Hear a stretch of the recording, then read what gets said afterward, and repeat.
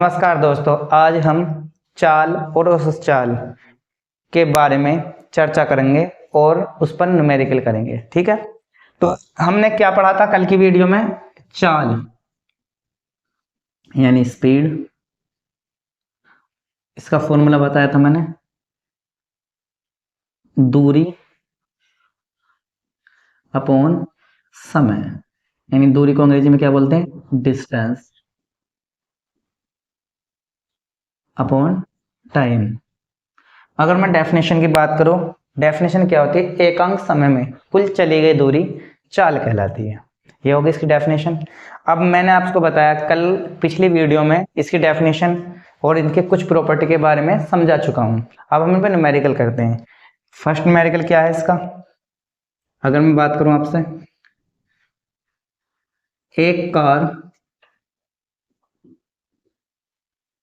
400 kilometre की दूरी 3 घंटा 45 मिनट में 600 किलोमीटर की दूरी 3 घंटा 45 मिनट में तय करती है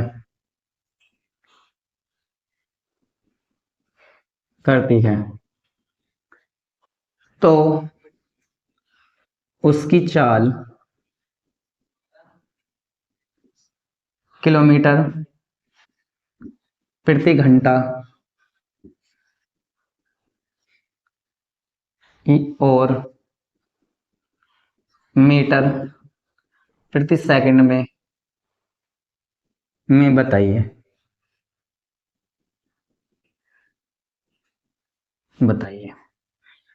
अगर हम बात करें अंग्रेजी में, एक car travelled in 60 kilometre within 3 hours and 45 minutes, find out the speed in kilometre per hour and metre per second. तो सबसे पहले बात करते हैं, हमारे पास किलोमीटर है, तो किलोमीटर किसकी यूनिट है? डिस्टेंस की।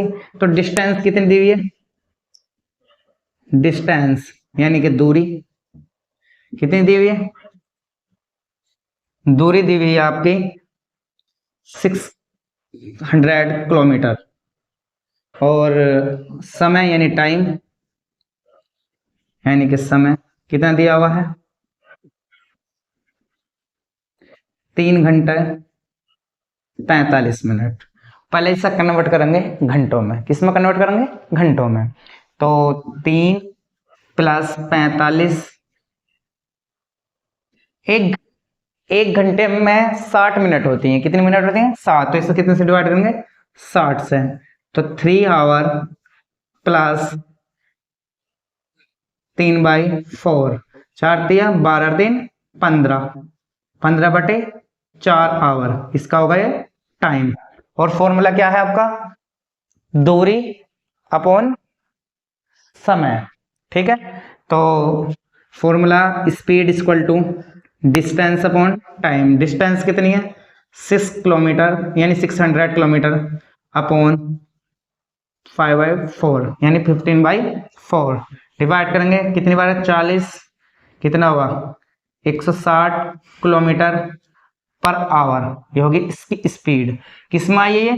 किलोमीटर प्रति घंटा। हमें किस में चाहिए? मीटर प्रति सेकंड में चाहिए। तो मैंने क्या बताया था कि अगर किलोमीटर प्रति घंटा है उसे मीटर प्रति सेकंड में कन्वर्ट करेंगे तो किस तरीके से करेंगे?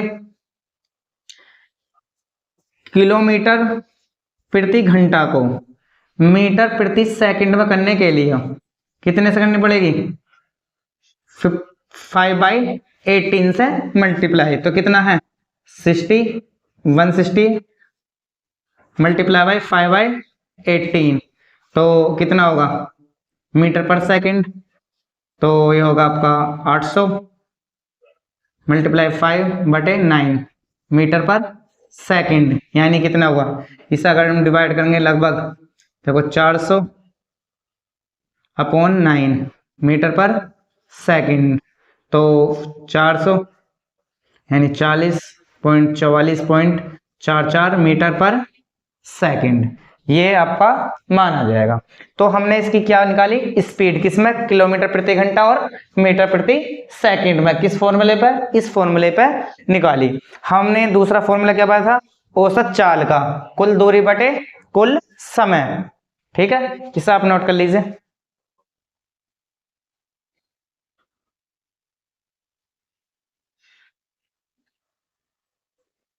रफ कर देता हूं।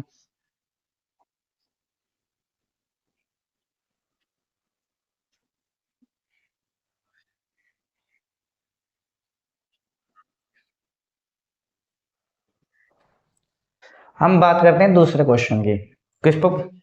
किस पे बेस, औसत चाल। औसत चाल क्या होती है, यानी कुल दूरी बटे कुल समय, यानी टोटल डिस्टेंस, टोटल टाइम। और एक फॉर्मूला क्या बताया था मैंने औसत चाल का, एस एवरेज, जब अगर चाल दो ही हो, 2s1 s2 upon s1 plus s2, ये बताया था मैंने। अब इस पे बेस क्वेश्चन करता हूं मैं आपसे। एक लड़का एक लड़का 5 किलोमीटर प्रति घंटे की चाल से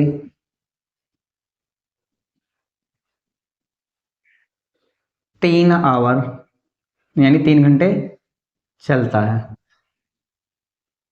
और फिर अपनी साइकिल से 15 किलोमीटर पर आवर की चाल से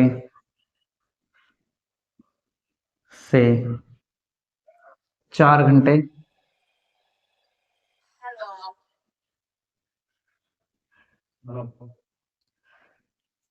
चलता है, तो उसकी औसत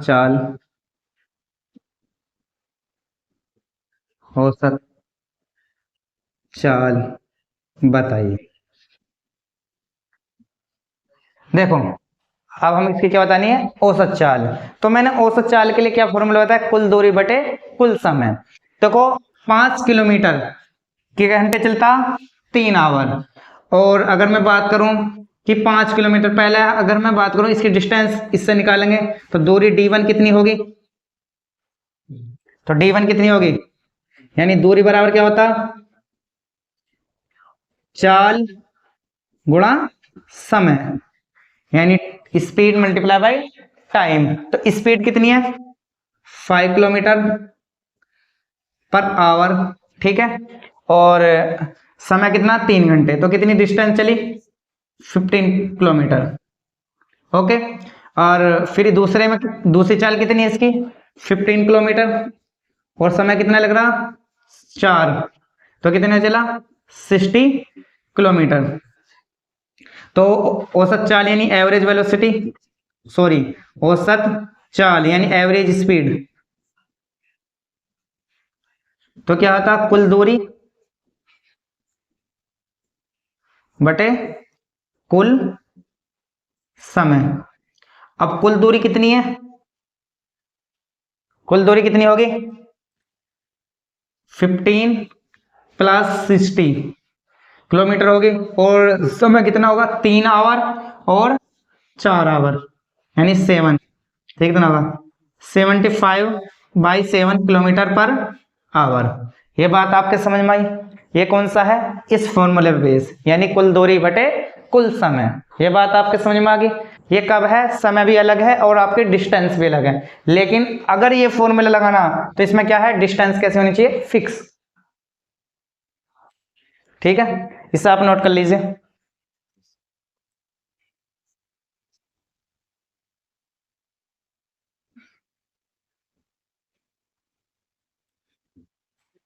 अब नेक्स्ट क्वेश्चन देखते हैं। नेक्स्ट क्वेश्चन क्या है कि मनोज, ये मनोज है और ये है आपका मार्केट। क्या है? मार्केट यानी बाजार, यानी कह सकते हैं मार्केट, मार्केट और ये है आपका उसका होम। ठीक है, तो मनोज मार्केट जाता है 20 किलोमीटर पर आवर। कितने से?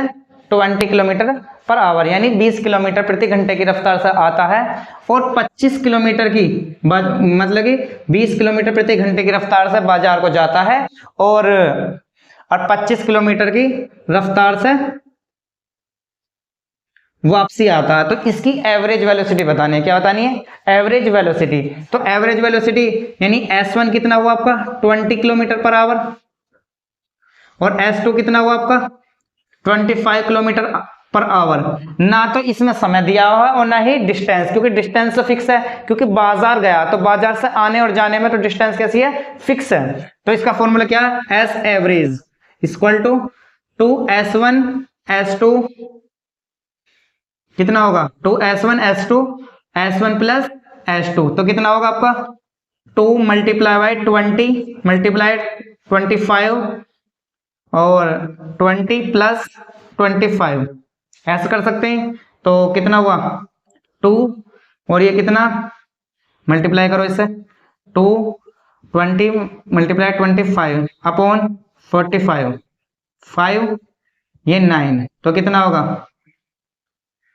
200 अपॉन 9 किलोमीटर पर आवर। ये तो होगी इसकी लॉन्ग ट्रिक। तो मैं आपको इसकी शॉर्ट ट्रिक बताता हूं, किस तरीके से हम ऐसे सवाल शॉर्ट ट्रिक से करते हैं। देखो, इसकी हम शॉर्ट ट्रिक को समझते हैं। शॉर्ट ट्रिक किस प्रकार से समझते हैं भाई? 20 किलोमीटर से तो गया प्रति घंटे से और 25 किलोमीटर से वापसी आया, तो दोनों का एलसीएम कितना होगा? 100। कितनी चाल है? 2, तो 2 की मल्टीप्लाई कर दी, तो 100 है 25, 20 से काटेंगे 100 को तो कितनी बार काटेगा? 5, और 25 से 4, तो 5 4 9, तो इसकी टोटल कितनी आ गई? 200 बटे 9 किलोमीटर पर आवर। इस तरीके से आप आसानी से और कम समय में कर सकते हैं। कैसे लगे शॉर्ट ट्रिक? अब हम पढ़ते हैं, इसका नेक्स्ट टॉपिक है वेग, यानी कि वेलोसिटी।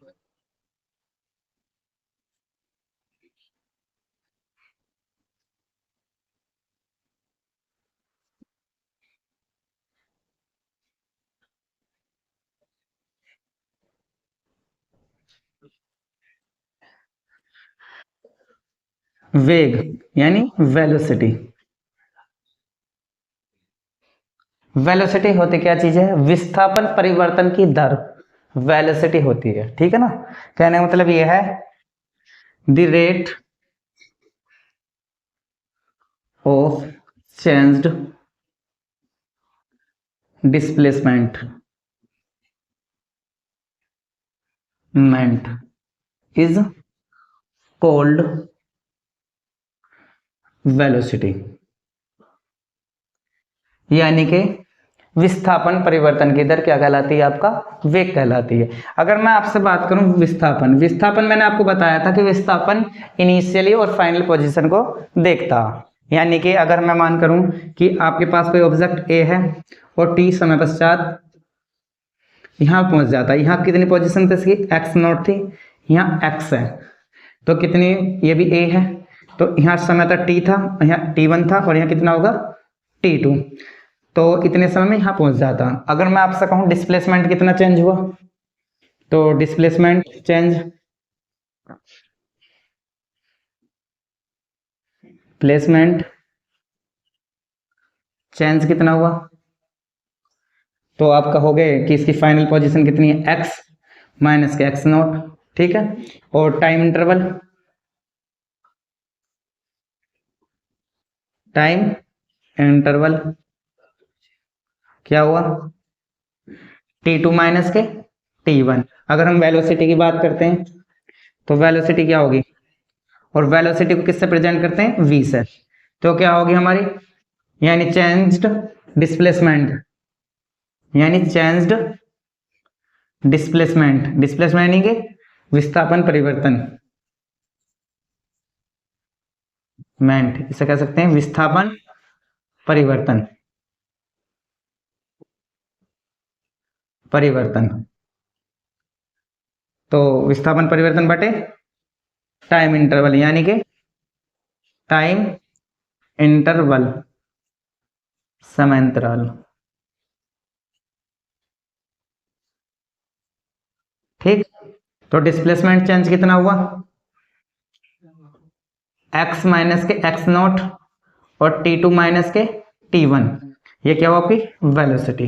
ये बात आपके समझ में आई।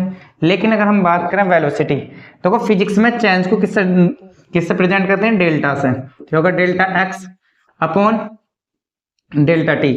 अगर हम बात करें कि इसका जो चेंज है बहुत ही सूक्ष्म टाइम के लिए, अगर हम बात करें, क्योंकि डिस्प्लेसमेंट अगर हमारा कितना होगी, किसका कितने मिनट होगी है, कोई दिक्कत ना। चलो, अगर हम बात करें कि डिस्प्लेसमेंट बहुत ही सूक्ष्म टाइम यानी टेंस टू जीरो टाइम के लिए चेंज हुआ हो, तो हमारा वेलोसिटी क्या होगी, तो कितने टाइम के लिए, delta t tends to zero time, तो हम कह सकते हैं v equal to limit delta t tends to zero. तो क्या होगा, delta x upon delta t क्या हो जाएगा, v equal to d x upon d t. ये हमारा हो जाएगा फॉर्मूला, किसके लिए होगा, जब हमारा स्मॉल टाइम के लिए डिस्प्लेसमेंट चेंज होता। इसे आप नोट कर लीजिए।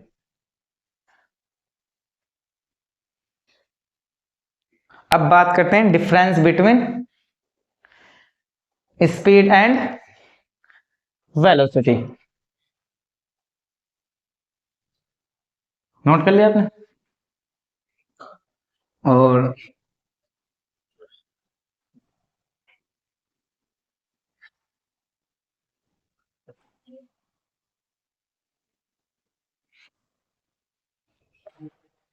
डिफरेंस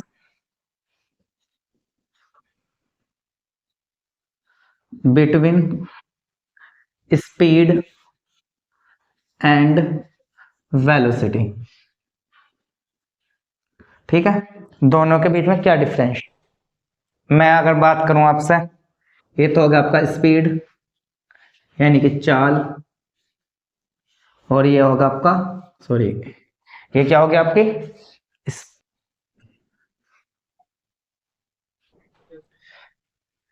स्पीड यानी कि चाल, ये होगा आपकी वेलोसिटी। ठीक, अब दोनों वेलोसिटी मतलब वेग, अब दोनों में डिफरेंस की बात करते हैं। अगर हम बात करें स्पीड, तो स्पीड डिपेंड किस पर करती है, डिस्टेंस पे। किस पर डिपेंड करती है, डिस्टेंस पे यानी दूरी पे। ठीक है, अगर हम बात करें वेलोसिटी, वेलोसिटी डिपेंड किस पर करेगी, डिस्प्लेसमेंट यानी कि विस्थापन पर। ठीक, तो आप बताइए कि डिस्टेंस कैसी यूनिट है, अदिश है या सदिश है, अदिश है, यानी कि ये कैसी है, अदिश राशि है। तो स्पीड भी कैसी होगी, अदिश राशि यानी स्केलर। ठीक, और ये कैसी राशि है, वेक्टर। क्यों, क्योंकि हमारा डिस्प्लेसमेंट कैसा है, वेक्टर राशि है। ठीक है, तो इस अगर ये अदिश है तो इसका मतलब पॉजिटिव हो सकती है, जीरो हो सकती है, और ये कैसी हो सकती है, अगर सदिश है नेगेटिव हो सकती है, पॉजिटिव हो सकती है, और जीरो हो सकती है। ठीक है, अगर मैं बात करूं दोनों के बीच रिलेशन क्या है, तो चाल ग्रेटर देन किससे होती है, वेग से। कहने का मतलब ये वेलोसिटी, अगर मैं डिवाइड मेथड अपनाऊं, चाल अपॉन वेग लेस देन इक्वल टू 1, इसे आप नोट कर लीजिए। ये क्या होगा, डिफरेंस होगा, और इनके बीच ये रिलेशन हो गया। ठीक है, अब बात करते हैं वेलोसिटी पे क्वेश्चन की, किस प्रकार का क्वेश्चन कर सकते हैं। और हमने आपको डिफरेंशिएशन सिखाया, तो उस पर बेस वेलोसिटी का क्वेश्चन किस प्रकार से आता है, उसे कैसे सोल्व आउट करते हैं, उसे समझते हैं।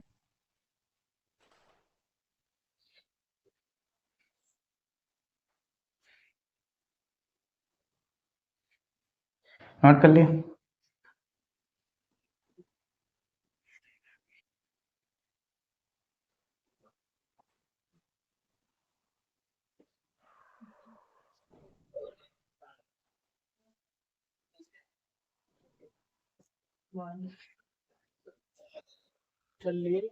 हाँ तो बंद कर दो। तो कैबिनेट की होगी। तो हम इसका क्वेश्चन देखते हैं, डिफरेंशियल यानी कि अवकलन पर आधारित। यानी कोई पॉइंट है A, particle particle particle x equal to 5 plus t की पावर 4 माइनस के t प्लस 1, ये उसकी पोजीशन दी हुई है। तो आफ्टर 2 सेकेंड यानी t इक्वल टू 2 सेकेंड पे इसकी वेलोसिटी कितनी होगी, कितनी होगी वेलोसिटी। तो x इक्वल टू कितना होगा 40 की पावर 5 प्लस टी की पावर 4 माइनस टी प्लस 1 है। तो हमें क्या फाइंड आउट करना, वेलोसिटी। आप जानते हैं कि अगर ये डिस्प्लेसमेंट है यानी पोजीशन है, तो डिस्प्लेसमेंट क्या होता, v equal to d x upon d t होता, d x upon d t. तो v equal to d x upon d t, और डी एक्स की वैल्यू कितनी है 40 की 5 प्लस टी की पावर 4 टी प्लस 1। तो आपको ये नहीं लग रहा कि d अपॉन डी टी किसका ऑपरेटर है, यह है डिफरेंशियल का ऑपरेटर, यानी डिफरेंशियल का ऑपरेटर है। और डिफरेंशियल किस प्रकार से होता, मैंने आपको बताया था कि t की पावर अगर n है, अगर मैं उसका डिफरेंशियल करता हूँ t के रेस्पेक्ट में, तो n t की पावर n माइनस के 1 जो उसकी पावर है वो तो मल्टीप्लाई में होगी और पावर में से एक क्या हो जाएगा कम। तो इसी तरीके से इसे देखते हैं, d upon d T 4t की 5 plus d upon d t की power 4 minus d upon d t और टी की पावर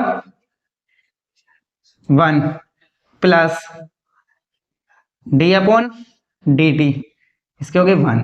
ठीक है, इस प्रकार से कर सकते हैं। तो ये तो आपको कैसा कांस्टेंट है, तो 4 बार निकल जाएगा डी अपॉन डी टी की power 5 plus d upon d t की power 4 minus d upon d t और plus d upon d t. तो यहाँ टी नहीं है, टी की पावर कितनी हो जाएगी 0, कितनी हो जाएगी 0। तो अगर मैं इसका डिफरेंशिएशन करूंगा तो क्या आएगा, टी की पावर 5 शुरू में आ जाएगी और 5 में से माइनस 1 प्लस इसकी पावर कितनी है 4 और टी की पावर 4 माइनस के 1 माइनस इसकी पावर कितनी है 1, तो 1 तो 1 ही रहेगी और टी की पावर आ जाएगी 0 और इसकी पावर 0 तो ये 0 रह जाएगा।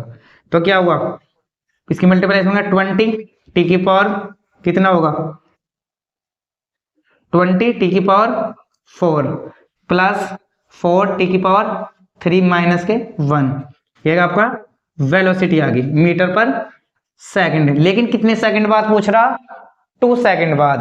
तो t इक्वल टू कितना रखेंगे 2, तो वेलोसिटी कितनी हो जाएगी v2 सेकंड पे, तो 20 और t की पावर यानी t की पावर कितनी है 4, इसलिए 2 की पावर कैसे हो जाएगी 4 प्लस 4 t की पावर 3 यानी 2 की पावर 3 हो जाएगी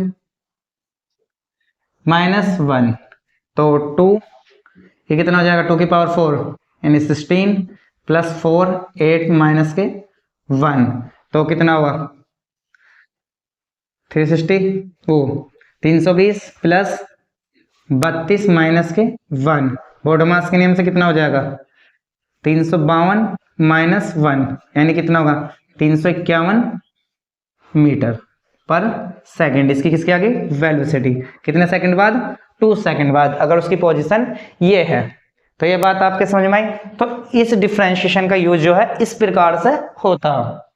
ठीक है, आप इसे नोट कर लीजिए। एक क्वेश्चन और करा देता हूं इस पर बेस्ड।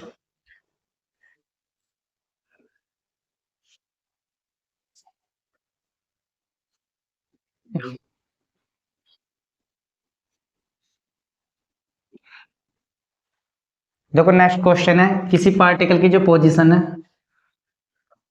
यानी पोजीशन स्थिति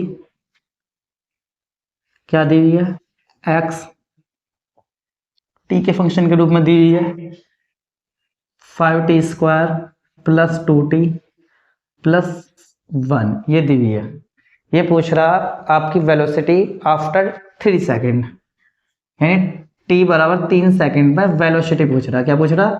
वेलोसिटी। तो किस तरीके से फाइंड आउट करेंगे? क्योंकि हम जानते हैं वी नो दैट, क्या जानते हैं?